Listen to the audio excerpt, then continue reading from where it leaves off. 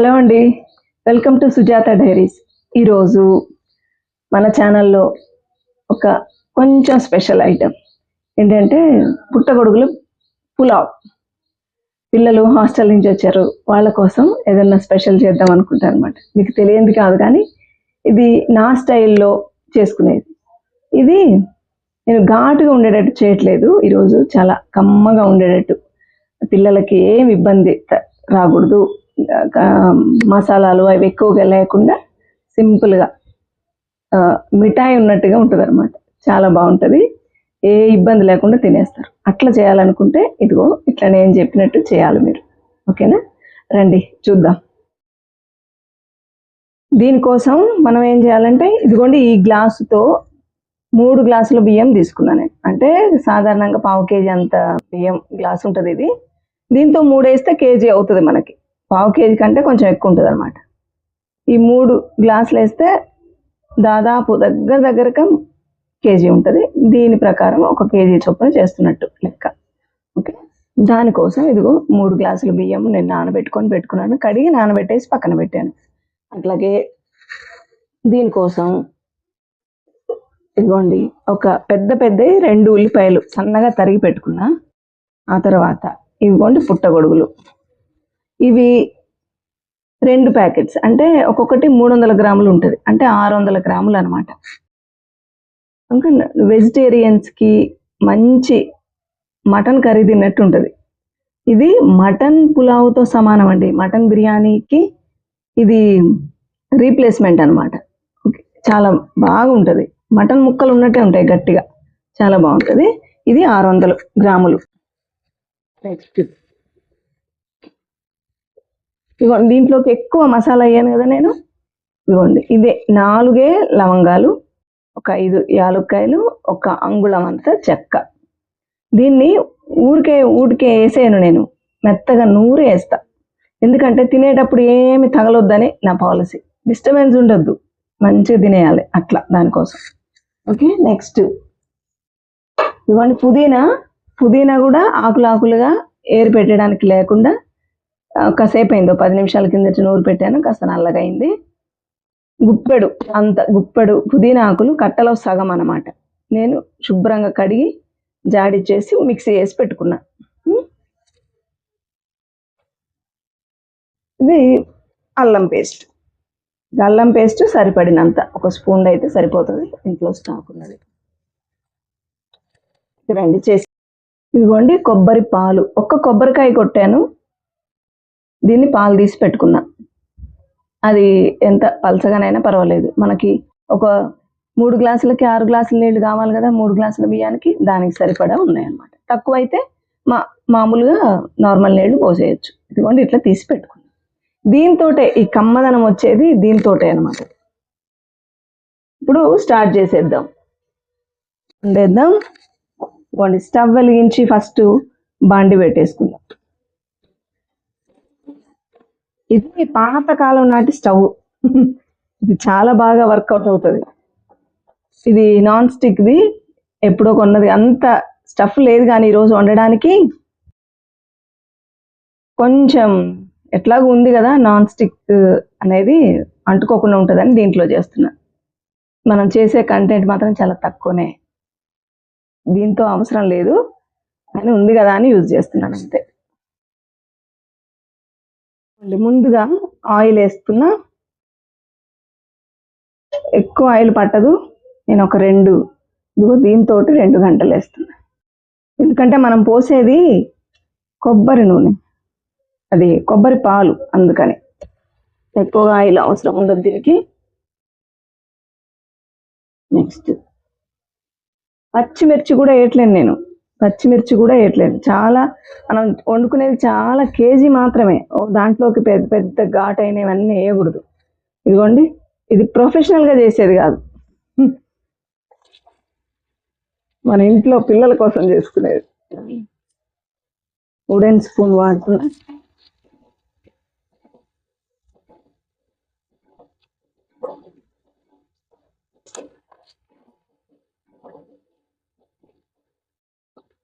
Brown colour వచ్చే వరకు, కొంచెం వేగే వరకు వేయించుకుందాం.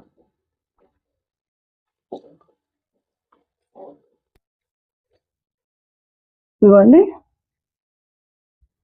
ఒక టేబుల్ స్పూన్ అంత అల్లం వేస్తున్నా. ఈ పచ్చివాసన పోయేంత వరకు వేయించుదాం.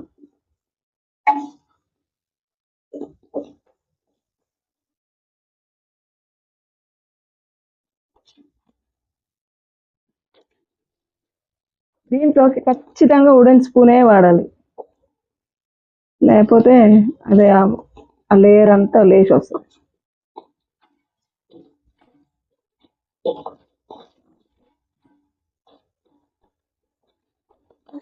నెక్స్ట్ ఇందులో ఇదిగోండి పుదీనా పేస్ట్ వేసేస్తున్నా.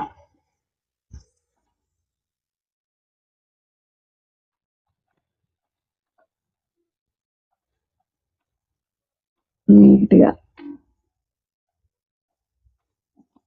మిగిలితే ఎసరు పోయేటప్పుడు నీళ్లు పోసి వేసేసుకోవచ్చు.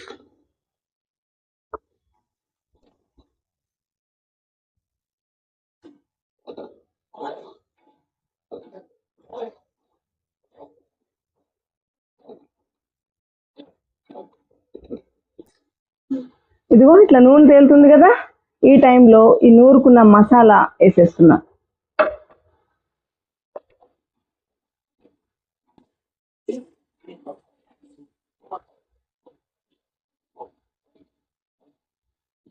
మాడకూడదు, సిమ్లో పెడుతున్నా.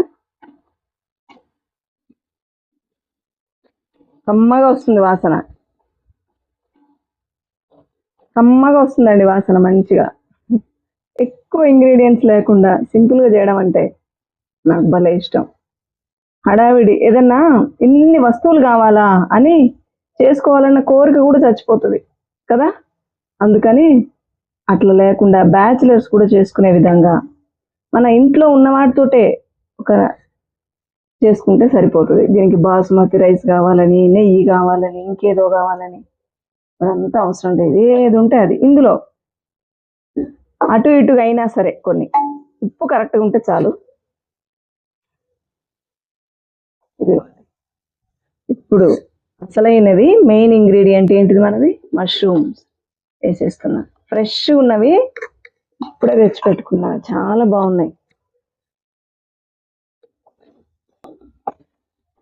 భలే ఉన్నాయి.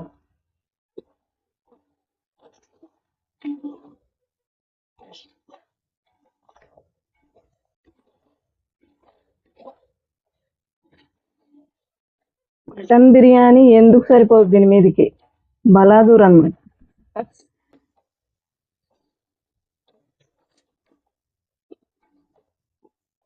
ఇప్పుడు ఈ టైంలో సాల్ట్ వేయాలి.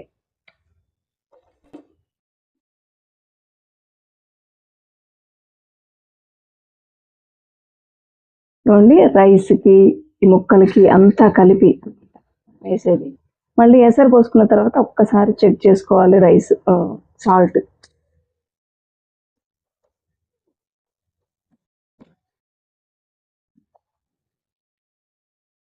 మళ్ళీ కొంచెం పెంచుకుంటున్నా. ఇది వేసిన తర్వాత కాసేపు మూత పెట్టి వండాలండి. దీన్ని మూత పెట్టేద్దామండి. చూద్దాం ఎంత ఉడికిందో చూసేద్దాం. ఉడికిపోయింది, మంచిగా ఉడికిపోయింది. ఈ టైంలో ఏం చేద్దామంటే కారం వేయాలండి. అంటే కూరకి వేసినట్టుగా కారం కూడా ఇందులోనే వేస్తామన్నమాట, లేకపోతే వాటికి కారం పట్టదు, చప్పగా ఉంటుంది. మొత్తం వీటికి అన్నానికి కలిపి కారం పట్టాలి. ఇంకా మనం ఏమి పచ్చిమిర్చి చేయలేదు కనుక సరిపోతుంది.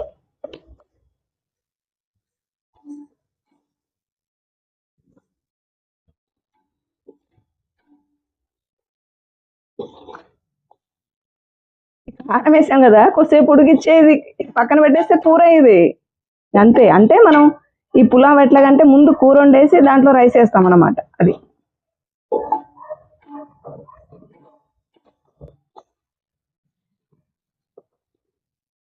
అన్నం వేసినాక ఒక 2 నిమిషాలు, ఇంకొక 2 నిమిషాలు.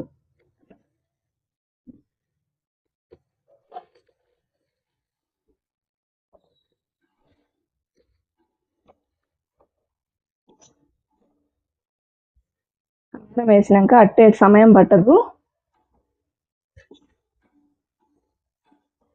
అంతే.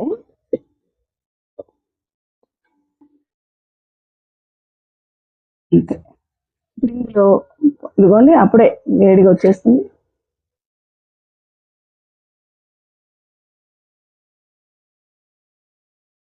ఈ టైంలో మనం పాలు పోసేసుకుందాం కొలతతోటి.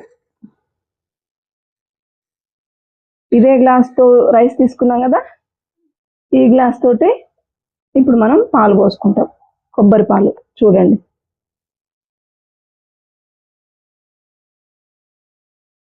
ఒకటి అంటే 1కి 2 అనమాట. 3 గ్లాసుల బియ్యానికి 6 గ్లాసుల నీళ్లు. 2,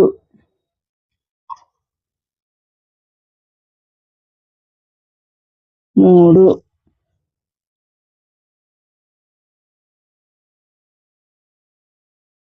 కొన్ని వచ్చాయి, మిగతాయి నార్మల్ వాటర్ పోసుకుంటాం. 4, 5,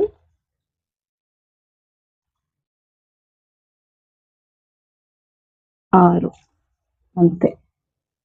ఇప్పుడు సాల్ట్ ఒకసారి చెక్ చేసుకుంటే అయిపోయినట్టు.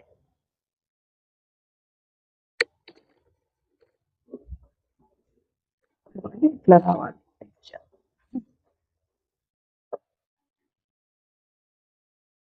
మిల్ మేకర్ ఉన్నట్లున్నాయి కదా, కానీ కాదు.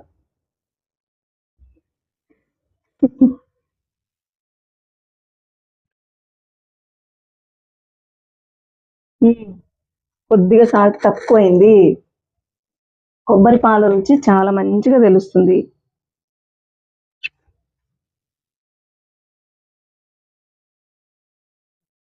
అంటే ఈ వాటర్ అండి కొంచెం ఉప్పగా ఉండాలి, సరిపడి ఉండకూడదు. రైస్ వేసిన తర్వాత సరిపోతుంది అనమాట, ఇంకొంచెం అంత పడుతుంది. ఈ వాటర్ బాగా సాల్టీగా ఉంటే రైస్లోకి కరెక్ట్గా సరిపోతుంది అనమాట.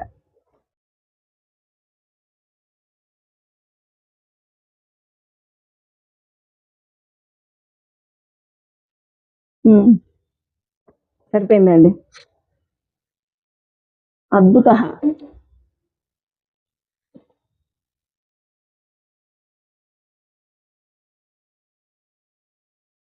ఇదిగోండి, మూత పెట్టేసి ఉడికిచ్చేద్దాం. తెరలగానే రైస్ వేసేద్దాం, అంతే.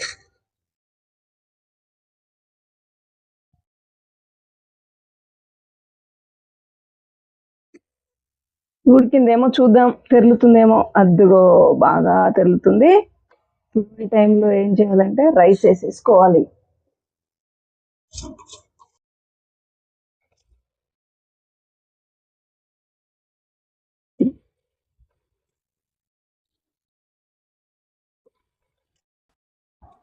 ఈ కొబ్బరి పాలు అనేవి ఆప్షనలేనండి, ఆప్షనలే.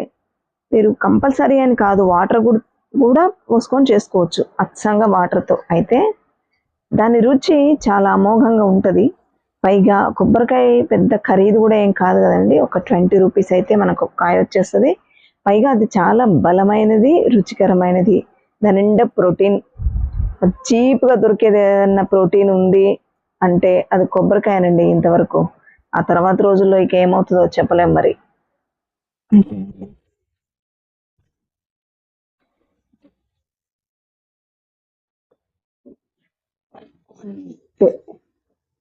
తీగరేదాకా ఉంచడం, దింపేయడం, అంతే.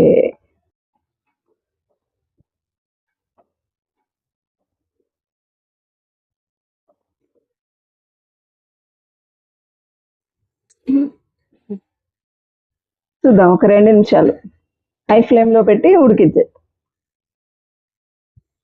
ఈలోపు రైతా ప్రిపరేషన్ చేసుకుందాం. ఇప్పుడు చూద్దామండి ఎంత వరకు వచ్చిందో. ఓకే, లాస్ట్ స్టెప్ వచ్చేసింది. ఈ టైంలో చాలు, ఇప్పుడు సిమ్లో పెట్టేస్తే సరిపోతుంది.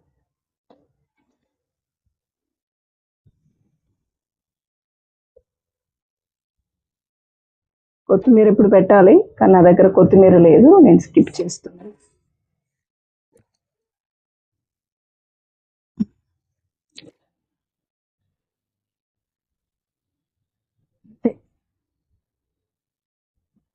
పుదీనా కొంచెం ఇట్లా డెకరేషన్తో 4 ఆకులు పుదీనా వేస్తున్నా, ఫ్రెష్ స్మెల్ కోసం. మూత పెట్టేసి సిమ్లో ఉడికిచ్చేద్దాం, దమ్ తీసుకుంటుంది అంతే.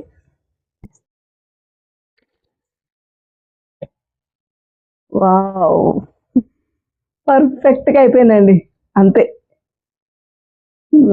స్టవ్ ఆఫ్ చేసేసి ఒక 2 నిమిషాలు అట్లాగే ఉంచేస్తాను. ఆ తర్వాత సర్వింగ్ ప్లేట్లోకి తీసేద్దాం.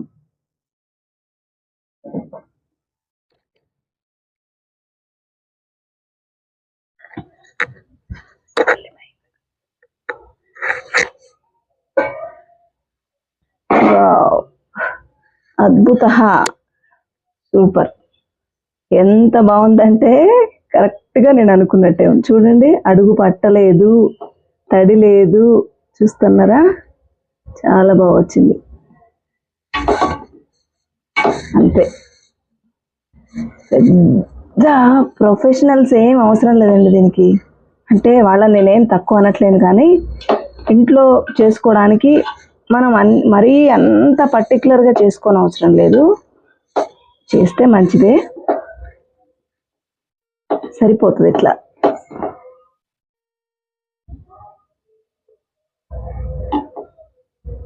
చాలా బాగుంది.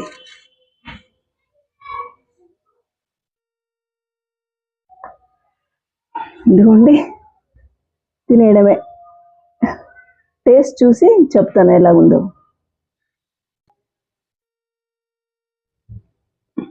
ఎట్లా ఉందో తిని చూసి చెప్తానండి. నాకు తెలిసి ఉప్పు కాస్త అటు ఇటు ఏమన్నా ఉంటుందేమో, కానీ అంతకు మించి ఏముండదండి ఇందులో. కొంచెం రైతా వేసుకుంటాను, కానీ అసలు ఫస్ట్ చూద్దాం. నాకు దీన్ని పొట్టిగా తినడమే ఇష్టం.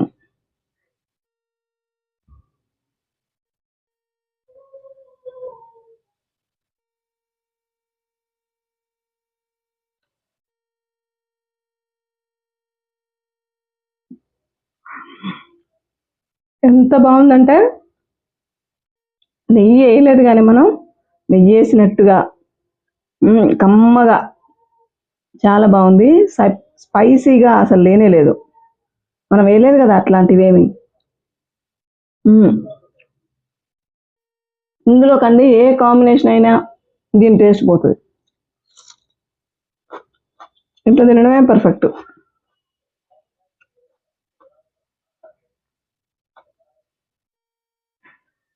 అద్భుతంగా ఉంది. మీకోసం కొంచెం రైతా వేసుకొని ఎట్లా ఉందో చూసి చెప్తా. నాకైతే ఇట్లా ఒంటి తినడమే చాలా ఇష్టం. కొబ్బరి పాలు పోసిన ఏ వంటకైనా రైతా అనేది సూపర్ కాంబినేషన్ అనమాట. దాని టేస్ట్ని హై లెవెల్కి, నెక్స్ట్ లెవెల్కి తీసుకెళ్ళిపోతుంది. పీస్ అచ్చం మటన్ ఉన్నట్టుంది, చాలా బాగుంది. చూస్తున్నారా, తినేటప్పుడు ఏం అడ్డం రాదు మనకి. లవంగాయలు, యాలుక్కాయలు, కొత్తిమీర, పుదీనా ఏముండవు, అంతా నూరేసేసాం కదా, ఏ ఇబ్బంది ఉండదు, ఈజీగా తినేయచ్చు. ఓకేనా, మీరు కూడా ఈ రెసిపీని తప్పనిసరిగా చేసుకొని తిని కామెంట్ చేయండి, ఎట్లా వచ్చిందో నాకు చెప్పండి. నిజంగా చాలా అద్భుతంగా వస్తుంది. ఇది వెజిటేరియన్స్ మటన్ అనమాట, చాలా బాగుంది. ఓకే, ఎక్కువగా ఊరించడం మంచిది కాదు. మీకు ఈ వీడియో కనుక నచ్చినట్లయితే తప్పనిసరిగా లైక్ చేయండి, షేర్ చేయండి, కామెంట్ చేయండి, సబ్స్క్రైబ్ చేయడం అస్సలు మర్చిపోవద్దు. Thank you for watching.